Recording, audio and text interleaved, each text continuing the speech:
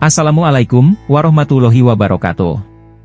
Sahabat beriman, Indonesia merupakan negara dengan penganut agama Islam terbesar di dunia, karena hampir 87% penduduk Indonesia adalah pemeluk agama Islam. Hal ini dikarenakan penyebaran agama Islam di Nusantara yang cukup aktif adalah dari Pulau Sumatera hingga ke Sulawesi dan Maluku. Hal tersebut terjadi sejak ratusan tahun yang lalu dan puncak penyebaran agama Islam terjadi pada masa Wali Songo. Sebagai negara muslim terbesar di dunia, Indonesia memiliki sejarah panjang tentang bagaimana agama Islam masuk ke Indonesia.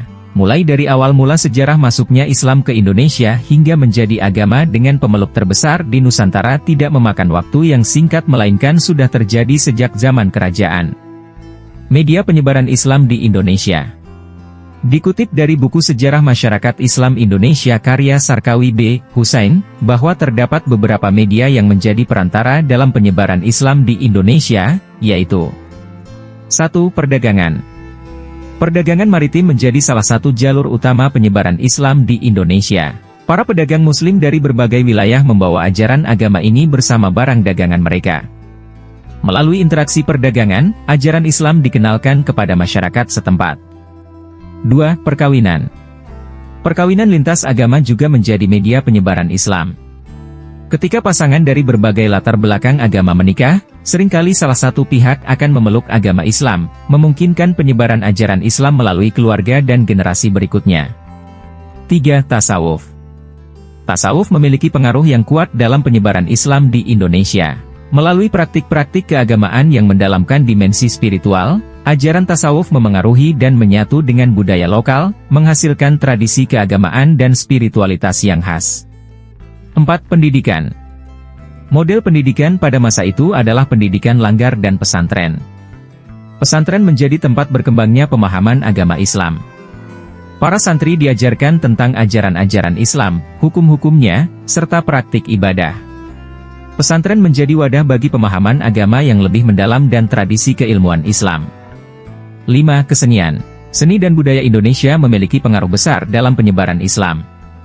Seni ukir pada masjid, seni rupa, musik, dan tarian mencerminkan nilai-nilai agama dan mendalami pemahaman keagamaan. Seni ini menjadi bentuk ekspresi budaya yang mengangkat ajaran Islam. 6. Politik. Media politik juga memiliki peran dalam penyebaran Islam. Penguasa-penguasa dan pemimpin lokal yang memeluk Islam memainkan peran penting dalam memperkenalkan ajaran ini kepada masyarakat.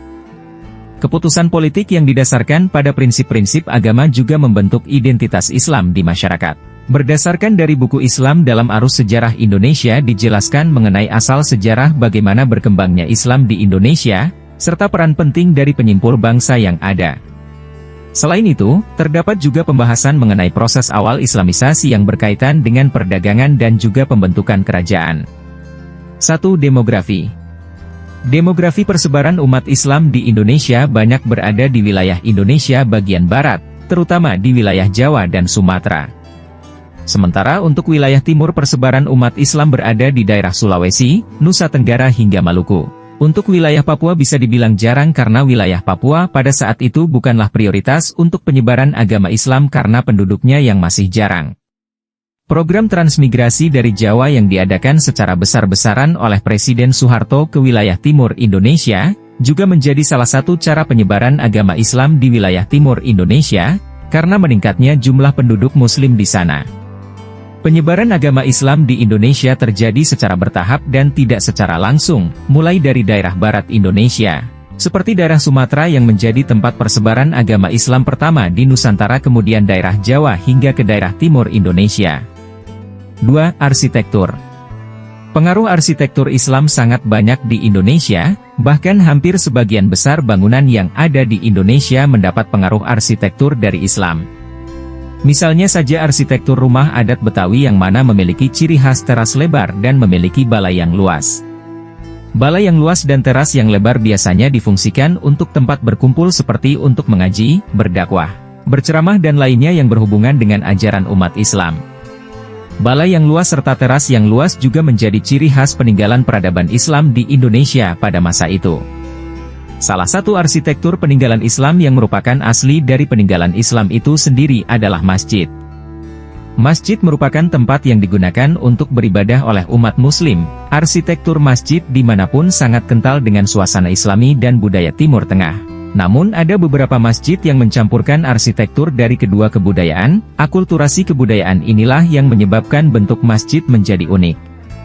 Misalnya saja Masjid Chengho yang menjadi masjid dengan arsitektur Cina bahkan berbentuk seperti kelenteng atau pagoda. Ada juga masjid-masjid di daerah Jawa yang memiliki arsitektur mirip dengan pura agama Hindu. Masjid di Indonesia sekarang ini memiliki bentuk yang beragam, mulai dari arsitektur bergaya tradisional, modern, minimalis hingga masjid dengan arsitektur mewah. Sebagai negara dengan penganut Islam terbesar, Indonesia memiliki jumlah masjid yang sangat banyak bahkan hingga ratusan ribu. Pengelolaan masjid di negara Indonesia sedikit berbeda dengan negara lainnya, terutama di Timur Tengah. Jika di negara Timur Tengah masjid banyak dikelola oleh pemerintahan, di Indonesia masjid biasanya berdiri sendiri atas swadaya masyarakat dan menjadi tanggung jawab masyarakat sepenuhnya. 3. Politik. Sebagai negara dengan mayoritas penduduk umat muslim, maka keadaan politik di Indonesia tak lepas dari pengaruh Islam. Solidaritas antar negara Islam di dunia pun sangat tinggi. Bahkan saling bahu-membahu dan saling membantu serta membuat kerjasama di berbagai bidang untuk mencapai kesejahteraan bersama. Namun meskipun bisa dibilang negara Indonesia adalah negara Islam dan mayoritas penduduknya Muslim, Indonesia tidak menerapkan sistem pemerintahan syariat Islam layaknya Arab Saudi. Indonesia menerapkan sistem demokrasi dengan Bhinneka Tunggal Ikanya. Meskipun begitu ada salah satu provinsi di Indonesia yang menerapkan syariat Islam dalam peraturan daerahnya yakni Provinsi Aceh. Usai reformasi 1998, kebebasan berpendapat dan kebebasan warga negara untuk mengutarakan pilihan politiknya semakin mudah dan berkembang. Pada masa inilah yang dinamakan dengan masa demokrasi. Pada masa demokrasi ini banyak bermunculan partai yang berbasis Islam, karena tidak ada larangan oleh pemerintah untuk mendirikan partai yang penting sesuai dengan syarat-syarat yang diajukan oleh negara. Partai-partai berbasis Islam bahkan masih eksis hingga saat ini dan berkembang cukup besar. Selain partai berbasis Islam juga terdapat banyak organisasi masyarakat yang berbasis Islam bermunculan. Organisasi masyarakat berbasis Islam ini juga memiliki pengikut yang cukup besar dan biasanya melakukan pertemuan-pertemuan dan kegiatan Islami lainnya ketika memperingati hari-hari besar Islam. Beberapa pendapat tentang awal masuknya Islam di Indonesia. 1. Islam masuk ke Indonesia pada abad ke-7. Seminar masuknya Islam di Indonesia, di Aceh. Sebagian dasar adalah catatan perjalanan Al-Mas'udi, yang menyatakan bahwa pada 675 Masehi terdapat utusan dari Raja Arab Muslim yang berkunjung ke Kalingga.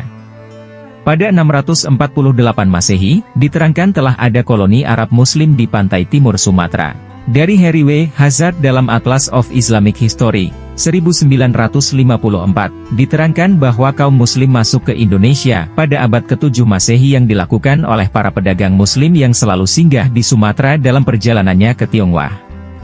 Dari Gerini dalam Foothare India and Indo-Malay Archipelago, di dalamnya menjelaskan bahwa kaum Muslim sudah ada di kawasan India, Indonesia, dan Malaya antara tahun 606-699 Masehi. 2. Islam masuk ke Indonesia pada abad ke-11. Satu-satunya sumber ini adalah ditemukannya makam panjang di daerah Leran Manyar, Gresik, yaitu makam Fatimah binti Maimun dan rombongannya. Pada makam itu terdapat prasasti huruf Arab Rik'ah yang berangkat tahun, dimasehikan 1082. 3. Islam masuk ke Indonesia pada abad ke-13.